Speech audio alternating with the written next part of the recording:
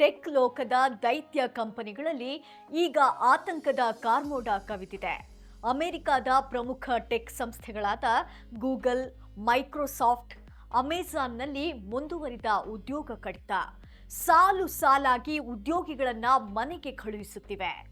ಆದರೆ ಇಲ್ಲಿ ಗಮನಿಸಬೇಕಾದ ಆಘಾತಕಾರಿ ವಿಷಯವೆಂದರೆ ಈ ಕಂಪನಿಗಳು ಮನುಷ್ಯರ ಬದಲಿಗೆ ಈಗ ಎಐ ಮಣೆ ಹಾಕುತ್ತಿವೆ ಎಂಬುದನ್ನು ಕಂಪನಿಗಳು ತಮ್ಮ ಲಾಭದ ಪ್ರಮಾಣವನ್ನು ಹೆಚ್ಚಿಸಿಕೊಳ್ಳಲು ಮನುಷ್ಯರಿಗಿಂತ ವೇಗವಾಗಿ ಕೆಲಸ ಮಾಡುವ ಎಐ ತಂತ್ರಜ್ಞಾನಕ್ಕೆ ಬಂಡವಾಳ ಹೂಡುತ್ತಿವೆ.